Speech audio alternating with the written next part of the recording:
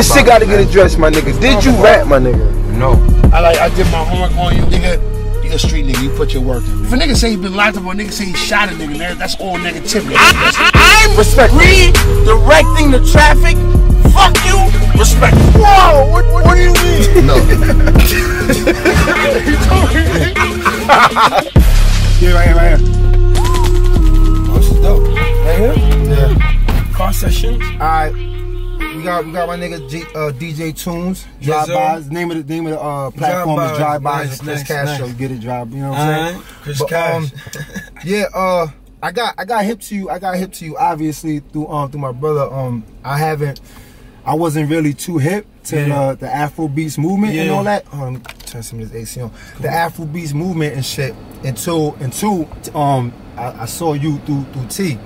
And when I came across you, pause, I saw that a lot of people are jacking y'all sound. You know what I'm saying? Like the whole Afro. Yeah. How do you feel about niggas like French Montana? Right, that's the first one because that Unforgettable really popped. I feel you. How do you feel? And I say French kind of gets like a pass because French is African. You know what I'm saying? Morocco. But how do you feel about non-Afro people using the music, the lane? Yo, to be honest with you, you know, I'm happy that they're using it, because the reason why I'm happy is because it's like, regardless of anything, you got to come back to your roots, to the music. So it just makes me realize, like, yo, these people love our sound. You know what I mean? Yeah, they coming back to the sound. So, and sound originates from, you know, music originates from Africa. You feel me? So I love it, to be honest. Elaborate on that. Yeah, elaborate on it, meaning like sounds, music, like Afro music, like just music in general started from Africa.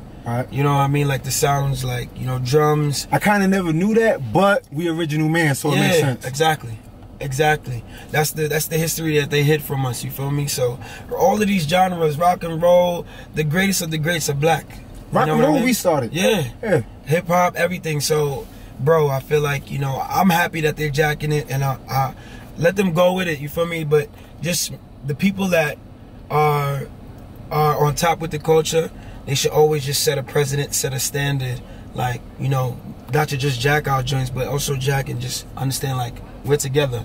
You understand? It's not just you're gonna take from us and I think they should be doing. I think they should be actually doing joints with y'all niggas. Yeah, they do. Like, you know what I mean? A couple guys have a couple. Yeah. Wiz has a collaboration with Drake. David O has a collaboration with A Boogie. Popcorn, like, it's different. Meek Mills, like, everybody is like, oh yeah, yeah. Wiz got a collaboration with Trey Songz, Chris Brown. I knew Wiz was doing this thing. Yeah, and you worked with Wiz a lot, right? Yeah. I DJ for him for like the last 2.5 years, 3 years. Word? Going, yeah, internationally. That's what's up. Killing it. What's the last? I know last time I kind of like put my finger on the post with you guys. Y'all niggas was. The very last time it was South by Southwest. Yeah. But right before that, y'all was somewhere across seas. What's the last shit y'all did? We did London. We did the O2 Arena, 20K capacity, bro. 20,000 people just singing African music, just feeling the vibe and loving the vibrations. Like, and to do that stage with my brother WizKid, it was amazing, bro. There's a big Afro demographic in London. In London, it's crazy. Yeah, it's crazy. They love it. When's the first time on the radio? It's like it's moving in London. So it's bigger than it is over here. Yeah, hell yeah, big time. What's the first time you left seas? First time, I think probably for like a private gig, you know, in the Bahamas or Jamaica or so. I played a wedding over there, like a birthday party out there. How long ago was that? That was probably like 6 years ago, man. And that's when you first really... Yeah, when I started traveling out, that was like 6 years That's ago. when you started getting the bag traveling, yeah. Huh? I can imagine. Nah, I can imagine, right? Yeah, it was love. What was the Rolling Stones look like? Man. Pardon me, let me, you know, son, this movement, his movement, personally, the whole DJ TUNEZ movement, hashtag and TUNEZ we trust, TUNEZ with a Z. They're already doing big things, and it's a major look that people should salute. But getting a Rolling Stones look, my nigga, that's a whole nother level. Man. Talk on that. I give God all the glory, bro. Like, I'm really thankful for him for allowing me to be like a pioneer in the movement.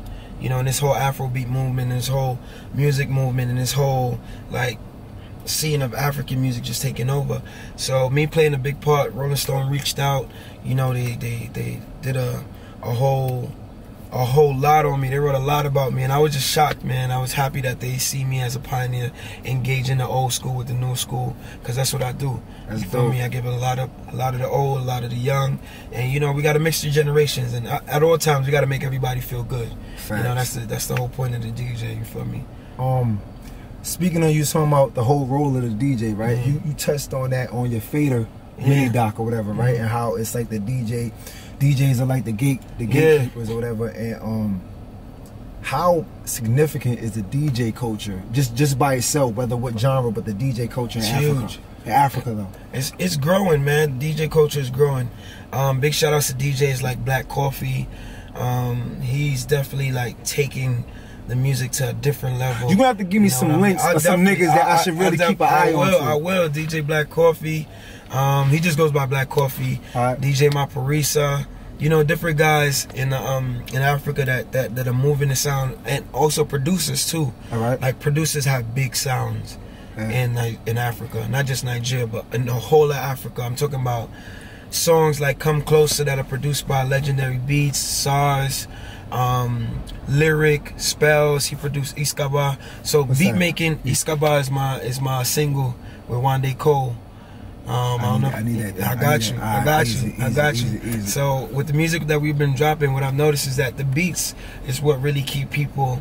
That's what carries it. That's what carries it. You can kind of say, "I'll fucking shoot your mother" on that shit. But if the beat is rocking, everybody's moving. Yeah. So big shout outs to big producers like SARS, Legendary Beats, Lyrics, Spells. You can check these guys, and these guys are like well known in Africa, and they're doing big things out there.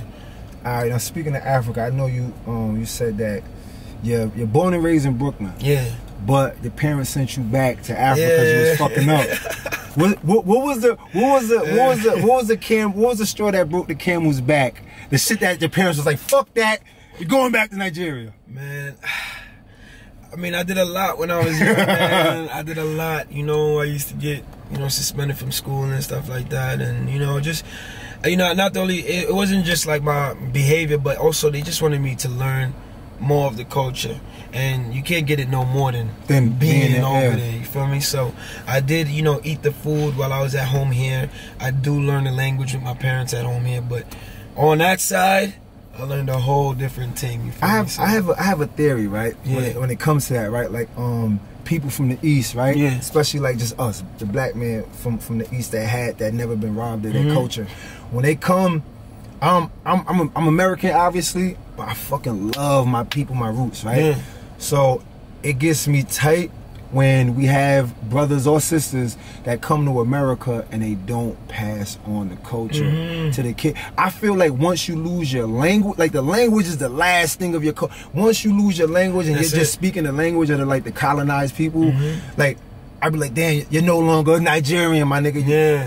You're Nigerian, and even like people that Nigerians of Nigerian descent or Africans that was born here, if they still have anything of the culture, to me, they're still like, you're African. Yeah, the language, the food, whatever, your culture. If you I feel if they lose that, you're now just black. You're Black American. Okay. And to me, it gets on. Do you speak the dialect? That yeah, definitely. My nigga, definitely. Salute to your parents. Salute to your parents. Not for real. Salute to your parents, because I think it's kind of like a tragedy that sometimes people think that to fit in America, you have to like. I watch people tell their kids stop talking their dialect because you're in America, and then it's like you lose it, and like our shit is fucking like. Yo, we're original, man. Like I love everybody. I love everybody, but we are original. There's pride that comes with the melanin in your fucking skin, my nigga. So when some of our elders, I feel may kind of feel ashamed, or I don't know if it's the right word to use, ashamed, but I would, like me, if I knew what tribe, my nigga, that I was from, my nigga, I would know everything about it, and I was screaming from a mountaintop.